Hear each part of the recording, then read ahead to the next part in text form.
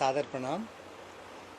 आज आप सभी को पता है कि अंतर्राष्ट्रीय आदिवासी दिवस है। अ, आज इस आदिवासी दिवस के उपलक्ष्य में मैं आप सभी के समक्ष उपस्थित हुआ हूँ। मेरी अपनी जनजाति तागिन तागिन समुदाय में प्रचलित एक लोक कथा लेकर आपके बीच में आया हूँ। और इस लोक कथा का जो शीर्षक मैंने दिया है वो है आबोतानी और मजी अपंग। पहले मैं इन दोनों का हल्का सा परिचय देना चाहूँगा।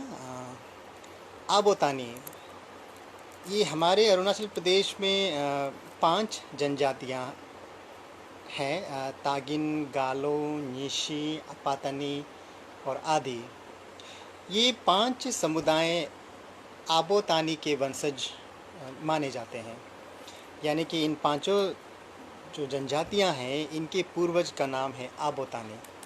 इसीलिए इन पांचों समुदायों को तानी समुदायों के अंतर्गत परिगणित की जाती हैं। तो आबोतानी यानी कि हमारा पूर्वज, इस सृष्टि के प्रथम पुरुष, आदि पुरुष भी आप कह सकते हैं। और जो दूसरा पात्रा है मजी अपम।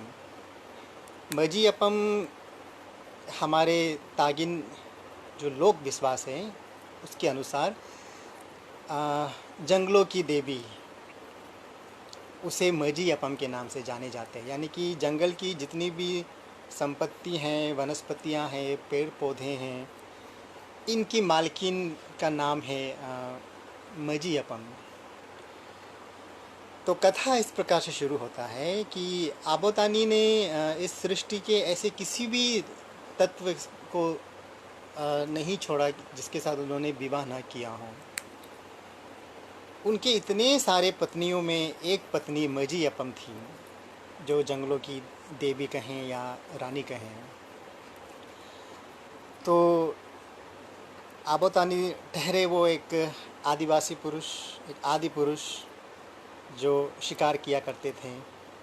और मजी अपम वो जंगलों की देवी, पशु पक्षियों की संरक्षक, वनस्पतियों की संरक्षक। तो क्या होता था कि आबोतानी कई बार वो जंगली पशुओं का शिकार करके वो जब घर लाते थे तब मजी अपम को बहुत दर्द होता था, उनको बहुत तकलीफ़ होती थी, क्योंकि ये जो जंगली पशु पक्षियाँ हैं ये उनके अपने लोग हैं, मजी अपम के अपने लोग हैं। तो अपने ही सगे संबंधियों को जब इस तरह से आबोतानी शिकार करके घर लाते हैं तो उनको बहुत तकलीफ़ होती थी। ठीक वैसे ही जब जैसे आबोतानी के कई पालतू पशु घर पे वो पाला करते थे, जैसे सुअर हुआ, मिथुन हुए, मुर्गी, बकरी, इतने सारे पालतू पशु वो अपने घर पे पालते थे।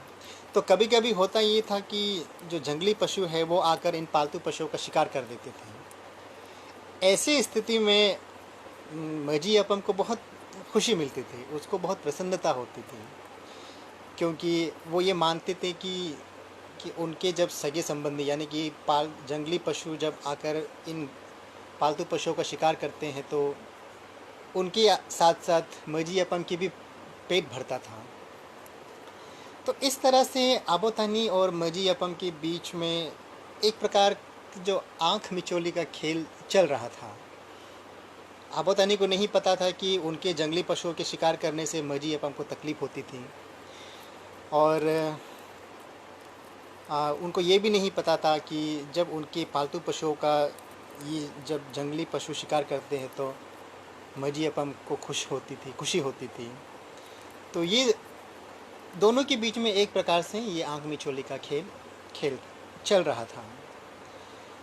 हालांकि किसी ने कभी अंदर की बात को बयां नहीं किया। आबोतानी को तो कुछ पता ही नहीं था, उनको लगता था कि शायद उसकी शिकार करने की जो कौशल है उससे शायद मजी अपम बहुत खुश होती होंगी, उनको ये लगता था, उनको ये गलत फहमी थी, जबकि वस्तु स्थिति कुछ और थी।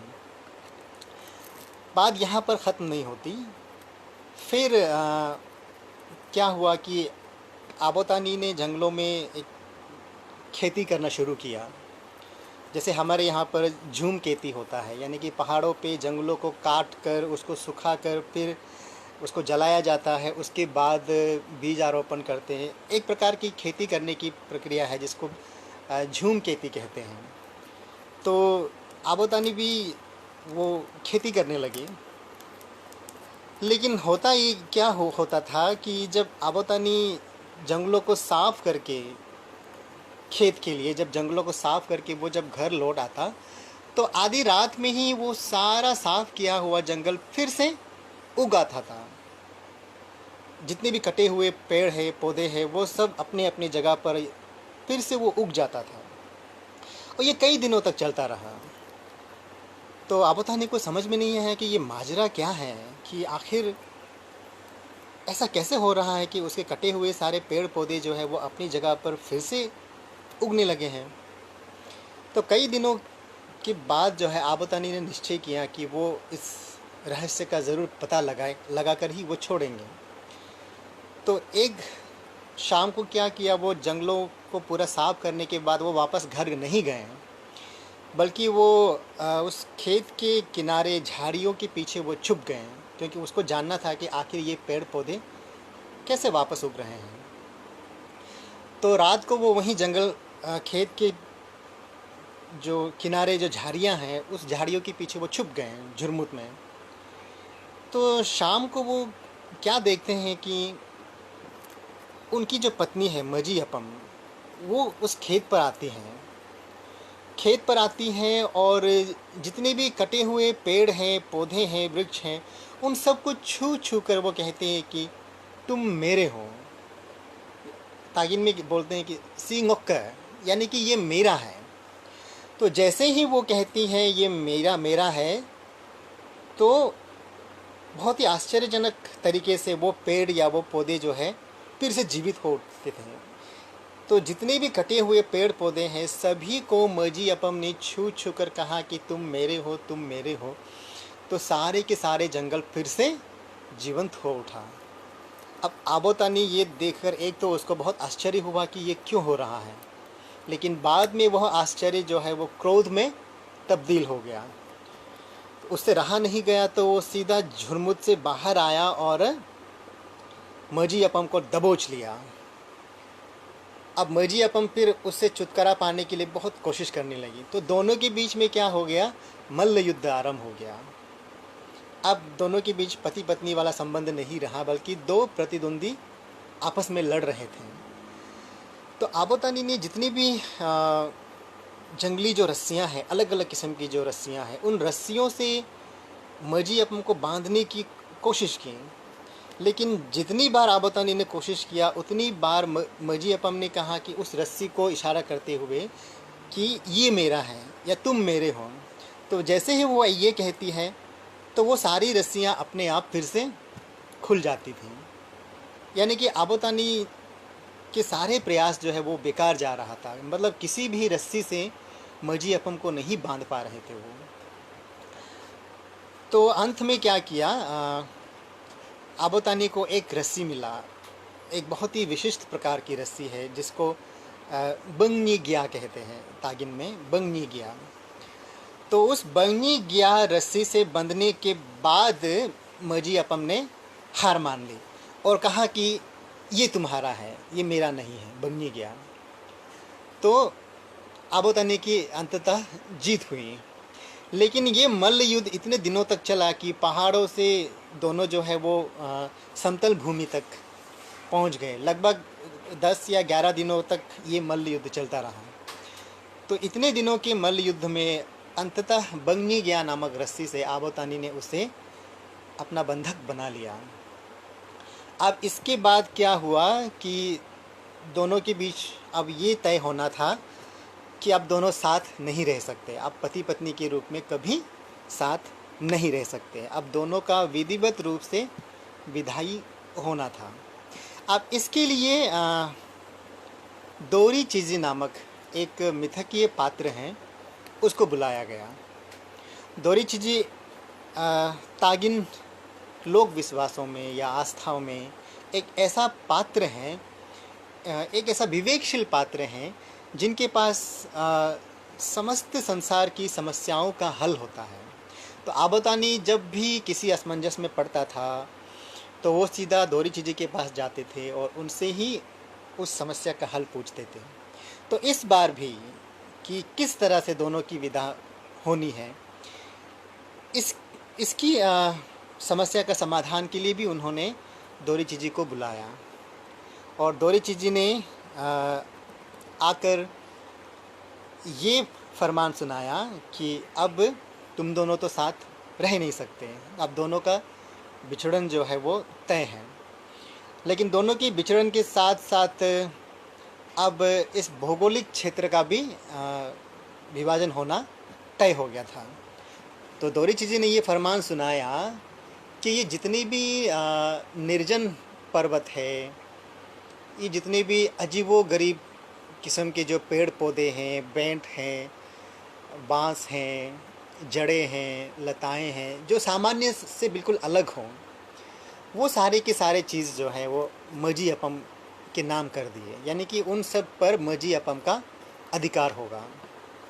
और फिर ऐसी जगह जो गांव बसाने लायक हो, जहाँ पर खेत करने लायक हो और सामान्य पेड़ पौधे, बांस, बेंट, ये सारी चीज़ें जिसको उपयोग में लाया जा सके, ये आबोतानी के हिस्से में चला गया। तो इस तरह से ये जो वनस्पतियों का भौगोलिक क्षेत्र का विभाजन होने लगा। तो तब से मजी अपम जो है ऐसे बड़े बड़े वृक्षों में, निर्जन पहाड़ों पे, जंगलों पे रहने लगी और आबोतानी और उनके वंशज ऐसे जगहों पर जहाँ पर सरल तरीके से गांव बसाया जाए, जहाँ पर खेती किया जाए, यानी कि जहाँ पर लोग आसानी से बस सकें, उन जगहों पर ये लोग बसते आए और आज भी ये विभाजन रेखा जो है कायम है। तो आज भी इसी लोक कथा के कारण जो है हम तागिन समुदायों में या फिर जितने भी तानी समुदाय हैं, इन समुदायों में ये आस्था या लोक विश्वास ने जन्म लिया कि जंगलों का, पहाड़ों का, नदियों का कुछ ऐसा हिस्सा होता है जहाँ पर आज भी मजी अपम का अधिकार है। इसलिए हम तानी के वंशज, हम मनुष्य जाति जो हैं,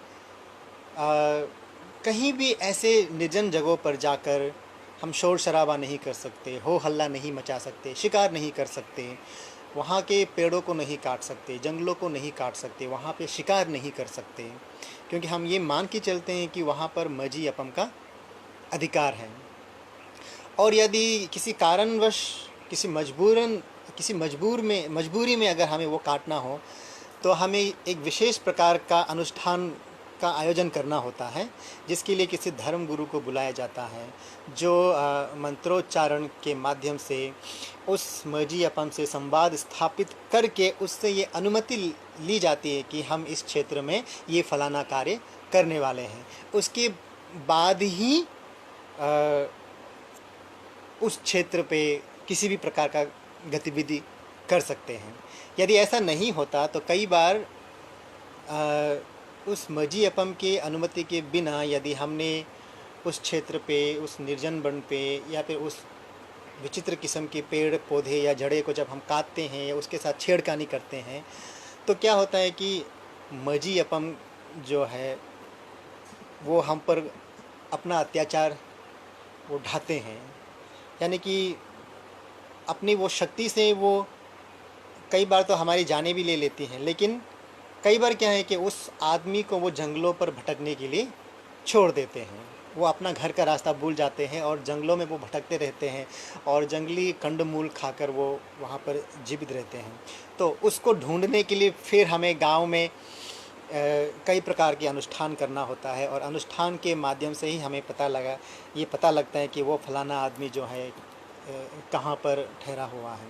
तो इस प्रकार से आज भी हम ये मान कर चलते हैं कि जंगलों का, पहाड़ों का, नदियों का अपना एक मालकिन है।